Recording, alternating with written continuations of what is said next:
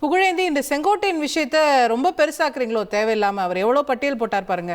அவரே நிறைய விளக்கம் கொடுத்துட்டாரு. இன்னமும் அதை பேசிக்கிட்டே இருக்கிறது நியாயமா? ஆமா, விளக்கம் என்ன கொடுத்தாரு? புறக்கணிச்சிட்டாரு. அம்மா படம் இல்ல, அத்திக்கடவு அவிநாசி நான் திட்டத்துல புறக்கணிக்கலன்னு அவரே தானே சார் சொல்றாருன்றார். ஆமா, அது வேதனைப்பட்டு போகலையே அந்த மேடைக்கு. அந்த அந்த ஏரியாவினுடைய ஹீரோ அவர் தானே. பல ஆண்டுகால அவர்கிட்ட கேட்கும்போது நான் புறக்கணிக்கலங்கிறாரு, நான் பொதுச் செயலாளர்னு சொன்னேங்கிறாரு, எனக்கு எதுவும் நீங்க நினைக்கிறதெல்லாம் நடக்காதுங்கிறாரு. பல இடத்துல அவரே கிளாரிஃபை பண்றாரு. இன்னமும் நீங்க அதையே சொல்லிட்டு இருந்தா அவர் வராதது உண்மை, இன்று கூட வராதது உண்மை. 1000 கருத்துக்கள் சொன்னாலும் சிரிச்சுக்கிட்டே அதை மேல சொல்லி உள்ள இருந்து புகைச்சார். அது நடந்துகிட்டு இருக்குங்க சோகா. இன்னொன்னு, அவர் சார் பேசும்போது நீட்டா சொன்னார், ஸ்ரீதர் சார், தொண்டர்கள் எல்லாம் கொண்டாடுகின்ற காட்சி தமிழகத்தில் மூளை முடுக்கெல்லாம் பார்க்கிறோம்னு. தொண்டர்கள் மாத்திரம் அல்ல சார், இந்த நாட்டினுடைய பிரதமர் மாத்திரம் அல்ல சார், சூப்பர் ஸ்டார் ரஜினிகாந்த் அன்போடு இன்னைக்கு போயஸ் தோட்டம் வந்து திருமதி தீபா மாதவன் ஏற்பாடு செய்த விழாவில் கலந்து அவர் எவ்வளவு உள்ளன்போட அம்மா கிட்ட பழகினது போனதெல்லாம் அவர் எங்களோட பரிமாறி அந்த கருத்துக்களை எல்லாம் சொல்லி போயிருக்காருன்னா எல்லாமே உண்மை. தலைவர்கள் பாராட்டுகிறார்கள், மற்ற கட்சி தலைவர்கள் பாராட்டுகிறார்கள், அது கரெக்ட் தான். ஆனா ஓநாய்கள் ஓட்டு போட போவதில்லை. அதே மாதிரி ஆடு ஓட்டு போடாது, வெள்ளாடு ஓட்டு போடாது. ஆனா இருக்கின்ற தொண்டர்கள் ஓட்டு போடவில்லையே. 2 கோடி தொண்டர்கள் நாடாளுமன்றத்தில் 80 லட்சம் தானே வந்திருக்கு. மீதி தொண்டர்கள் ஏன் ஓட்டு போட மாட்டேங்கிறாங்க? தலைவரையும் அம்மாவையும் கொண்டாடுவார்கள், எடப்பாடி பழனிசாமி ஏற்றுக்கொள்ள மாட்டார்கள். அதுதான் உண்மை. சரி, கே செங்கோட்டையின் பிரச்சனை. ஒரு தலைவருக்கு எவ்வளவு நேரம் ஆகும் அவர்கிட்ட போறதுக்கு? கோபிச்செட்டிப்பாளையத்துக்கு நேரம் போய் உட்காந்து ஒரு 10 நிமிஷம் பேச்சு சரி பண்ணி பேசல. நமக்கு தெரியுமா சார்? பேசலீங்க, பேசவும் மாட்டாரு இவரு. ஒரு காலகட்டத்துல தனிப்பட்ட முறையில 2 பேரும் என்ன பேசிக்கிறாங்க நமக்கு எப்படி சார் தெரியும்? அசோகா, நீங்க நம்ப மாட்டீங்க. சொல்றாரு அவங்களுக்குள்ள பிரச்சனையே இல்லன்னு. இல்ல, நீங்க அது பொய்ங்க. அதற்கு நாடு பூரா பாத்துக்கிட்டு இருக்குங்க. ஓடிக்கிட்டே இருக்காரு. யாரு ஓடுவார் பின்னாடி? செங்கோட்டையன் பின்னாடி எடப்பாடி பழனிசாமி ஓடுவார். நான் பார்த்திருக்கேன். அந்த காலகட்டங்கள் போச்சு. ஒரு பெரிய தலைவருங்க அந்த இடத்துல, சீனியர் மோஸ்ட். அப்ப நீங்க தேடிட்டு போய் இதையும் சரி பண்ணக்கூடாது. அப்ப ஏன் இன்னைக்கு வரல தலைமை கழகத்துக்கு? இதெல்லாம் பேசினார்ல, அசோகா சொல்றது கரெக்ட். இதெல்லாம் பேசினார்ல, அப்ப ஏன் நீங்க தலைமை கழகத்துக்கு வந்து கைக்கு வந்திருந்தா வேலை தெரிஞ்சிருக்குமே. பிறந்த நாள் விழாவை அந்தந்த மாவட்டத்துல எல்லாரும் கொண்டாடுறதுன்னு முடிவு எடுத்திருக்காங்க. அப்ப எடப்பாடி பழனிசாமி ஏன் ஹெட் ஆபீஸ்க்கு வந்தாரு? அவர் பொதுச் செயலாளர். அப்புறம் அவரோட பெரிய லீடர் இல்லையா? அவருடைய மூத்தவர் இல்லையா? தலைவர் இல்லையா? அப்புறம் பொன்னையன் என்ன மாவட்டத்துக்கு போக வேண்டியதானே? இங்கேயே வந்தாங்க. திருச்செங்கோடுக்குள்ள போயிருக்கணும். பொன்னையன் என்ன இங்க வந்து நின்றுட்டு இருக்காங்க. திண்டுக்கல் சீனிவாசன் அங்கல்ல இருந்திருக்கணும். திண்டுக்கல்ல இங்கேயே வந்தாரு. அது அல்ல, எல்லாரும் வெறுத்து போயிருக்காங்க அசோகா. உண்மையை சொல்றேன், யாரும் ஹாப்பியா இல்ல. இந்த எல்லோரிடமும் ஒற்றுமை இல்லாமல் சேராம இருக்கிறத வெறுத்து போய் மனம் வெதும்பி தொண்டர்கள் போல எல்லாரும் எல்லா பக்கமும் இருந்து, கோகுல இந்திராவிலிருந்து திரு செங்கோட்டையிலிருந்து ஒன்னொன்னு ஆரம்பிச்சிருச்சு. இப்ப பிரச்சனைகள் அதிகமாகி விட்டது. இது எப்படி சமாளிக்க போறான்னு தெரியாது. ராஜ்யசபா சீட் வந்த உடனே தேமுதிகவும் கூட போகுது. கொடுக்கலன்னா இதே துரோகத்தை ஏமாத்தாது பண்ணா அவங்க ஒத்துக்க மாட்டாங்க. அவங்கதான் அன்னைக்கு பக்கத்துல நின்னாங்க.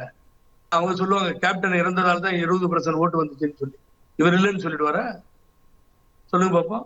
ஏன்னா விருதுநகர்ல நெக் டு நெக் ஃபைட்ல தான் தோத்தது. ஜெயிச்சிருக்கணும், தோத்துட்டாரு விஜய் பிரபாகர்.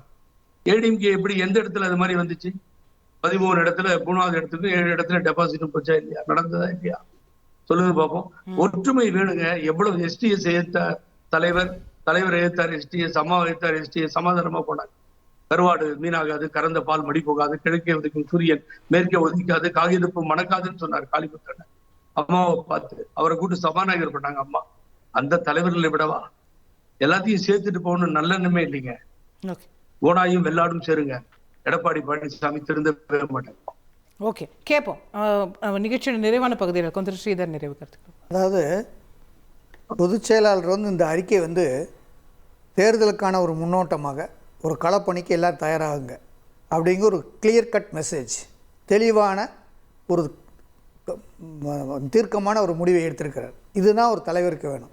ரெண்டாவது, இந்த அறிக்கையை வந்து ஒரு 4 வருஷத்துக்கு முன்னாடி இந்த ரிசன்மெண்ட், இந்த ரிபலியன்லாம் ஸ்டார்ட் பண்ணுறதுக்கு முன்னாடி விட்டுருந்தாருன்னா அதை பற்றி நம்ம குறை சொல்லலாம். 4 வருஷமாக பொறுத்து பார்த்து நமக்கு துரோகம் செய்தவர்கள் துரோகம் செய்து கொண்டு தான் இருக்கிறார்கள் என்ற முடிவை வந்த பிறகு தொண்டர்களுக்கு சொல்லிட்டார், இனிமேல் இதுதான் வழி, இந்த வழியில போங்க.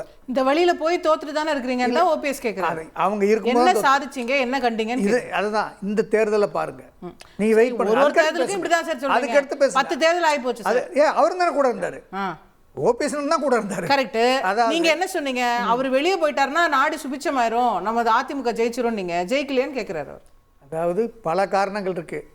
இந்த தேர்தல் சட்டமன்ற தேர்தலில் எப்படி ஜெயிக்கிறாங்க, என்ன போடுறாங்க அப்படிங்கிறது தான் இந்த மாதிரி இந்த மாதிரி முத்தாய்ப்பெல்லாம் அந்த நடவடிக்கை எடுக்கிறாங்க. இதை பாருங்க. நம்ம இதுலயும் ஜெயிக்கலன்னா இதுலயும் ஜெயிக்கலன்னா என்ன பண்ணுவோம்? 10 வருஷம் திமுக தோத்துக்கிட்டே இருந்து ஆட்சி அமைக்கலையா? 10 வருஷமா திமுக தோத்துக்கிட்டே இருந்து இன்னும் 5 வருஷத்துக்கு பிளான் போடுறீங்க. என்ன சொல்றேன்னா, அது மாதிரி அரசியல்ல எதுவும் சாத்தியம் சார். 26 அண்ணா திமுக தலைமையை ஆட்சி அமைக்கும் மேடம். ஆகலன்னா என்ன பண்றது? அமைக்கும். ஆகன்ற பேச்சுக்கு இடமில்லை. நடக்கும். ஓகே, கேட்போம். திரு கோலப்பன் நிறைவேற்றது. அதாவது மாண்புமிகு புரட்சி தலைவி அம்மா அவர்கள் பிறந்த நாள் தினத்தில் சட்டமன்றத்தில் ஒரு இதே ஏற்றுனாங்க. தன்னுடைய மறைவுக்கு பின்னாடும் 100 ஆண்டு காலம் இந்த அதிமுக இருக்கும். இது வரைக்கும் அவங்கெல்லாம் பேசினாங்க. அண்ணன் பேசும்போது அவருடைய கோட்பாட்டு காட்டுறது எல்லாமே திமுக. அப்படி பார்க்கும்போது எடப்பாடி பழனிசாமி ஆமாம் முதல்ல சொன்னார் திமுக துரைமுருகன் சொன்னதை சொல்லலையா, ஓனாய் சொல்றதுக்கு துரைமுருகன் சொல்லலையான்னு சுட்டி காட்டினாரு. அவர் சொன்னாரு. அடுத்தல இவர் சொல்றாரு 10 ஆண்டு காலம் திமுக தோத்து போகலையாங்கிறாரு. இந்த திமுகவை குறிப்பிட்டு தான் எடப்பாடி பழனிசாமியை மேற்கொள்ளும் போது இவர் ஒரிஜினல் அதிமுக இல்லைங்கிறது இப்பவே பூர்வமா நமக்கு தெரிஞ்சிருச்சு. ஏன்னா ஆதரவா இருக்காங்களா அதிமுக? ஆமா, திமுக வரணுங்கிறதுக்கு தானே இந்த வேலை பார்த்துட்டு இருக்காங்க. திமுகவோட சப்போர்ட் பண்ணுது எடப்பாடி பழனிசாமி என்கிற தனி நபர். அவருக்கு கூடால இருக்க 3-4 பேர் தான். திமுக என்ன விஷயமோ கொடநாடு கேஸ் எடுக்கல, பல வழக்குகள். நம்ம முன்னாடி இருந்த அதாவது தமிழக முதல்வர் திராவிட முன்னேற்ற கழக தலைவர் எவ்வளவோ அறிக்கை கொண்டு போய் கவர்னர்கிட்ட கொடுத்தாரு எடப்பாடி பழனிசாமியோட 4 ஆண்டு காலத்துல. அதெல்லாம் நம்ம பார்க்க தான் செஞ்சோம். குட்கா கேஸு இந்த மாதிரி வழக்குகள் எல்லாம் இன்னும் எதுவுமே தட்டி தூக்கல. அப்போ அண்ணே நீங்க எப்படினாலும் இருந்துருங்கண்ணே, நம்ம அப்படியே கொடுத்ததுதான். நம்ம இன்னும் சொல்ல போனா நிறைய விஷயங்களை சொல்லலாம். நீதிமன்றத்தில் போய் வாங்கிடுங்கண்ணே சொல்ற கதையெல்லாம் நிறைய நடந்திருக்கு. உணர்வு பூர்வம் பாசத்தோட அனுகிரகத்தோட செயல்படுறாரு. ஆனா நாங்க சொல்றது நீங்க இன்னும் பொறுத்துடுங்க. இந்த எப்படி ஈரோடு கிழக்கு தொகுதியில் ஒரு ரெட்டையில சிம்பிளை கொடுத்து நீங்க இவரு தான் பொதுச் செயலாளர்னு வந்தீங்களோ, நாங்க அப்படிலாம் வரல. தொண்டர்களால் தேர்ந்தெடுக்கப்பட்ட ஒருங்கிணைப்பாளர் இணை ஒருங்கிணைப்பாளருங்கிறது உறுதிங்கிறது தேர்தல் கமிஷன் மூலமா வந்து இந்த தலைவர் மட்டும் மாறும், தலைமை மட்டும் மாறும். மிச்ச தொண்டர்கள் எல்லாம் ஒருங்கிணைஞ்சு 2026 ஆட்சி அமைப்புங்கிறது புரட்சி தலைவி அம்மா அவர்களின் பிறந்த நாள்ல ஒரு அடிமட்ட தொண்டனா என்னுடைய கருத்தை நான் பதிவு செய்யறேன். திரு வில்சன் நிறைவான கருத்து. அதாவது 2024 வந்து கூட்டணிக்கு வந்து எப்படி அமைஞ்சுது அப்படின்னா, திமுக கூட்டணியை விட்டுட்டு பாத்தீங்கன்னா அதிமுக இல்லாத பிஜேபி, அப்புறம் பாட்டாளி மக்கள் கட்சி, தேமுதிக, தமிழ் மாநில காங்கிரஸ், இதுதான் வெளியே ஒரு ரீசனபிள் பெரிய கட்சிகள். அப்படி இருக்கும்போது முதலாக தமிழ் மாநில காங்கிரஸ் எடப்பாடி ஐயாவை போய் பார்த்தார். ஜி.கே. வாசன் அவர்கள் கூட்டணிக்கு தயாராக இருந்தாங்க. பிஜேபி எல்லா கதவுகளையும் திறந்து வைத்திருந்தது, கூட்டணிக்கு தயாராக இருந்தார்கள். தேமுதிக கூட்டணிக்குள்ளே வந்துருச்சு. பாட்டாளி மக்கள் கட்சி வந்து கடைசி வினாடி வரைக்கும் அதிமுக கூட கூட்டணி வைக்கிறதா இருந்தாங்க. ஒரு நிர்பந்தத்தால பிஜேபி பக்கம் போயிட்டாங்க. அப்ப அந்த காலகட்டத்திலேயே நாடாளுமன்ற தேர்தலுக்கு எல்லா கட்சிகளும் தயாராக இருந்தார்கள் அதிமுக கூட கூட்டணி வைக்க. அப்ப சட்டமன்ற தேர்தலுக்கு எப்படி இருக்கும்? இன்னொரு விஷயம், ஒழுங்கு நடவடிக்கையை பற்றி பேசினாங்க. நம்ம தொலைக்காட்சி தான் நினைக்கிறேன், திரு நாஞ்சில் சம்பத் அவர்கள், நம்ம நாஞ்சில் கோலப்பல இங்க இருக்காரு.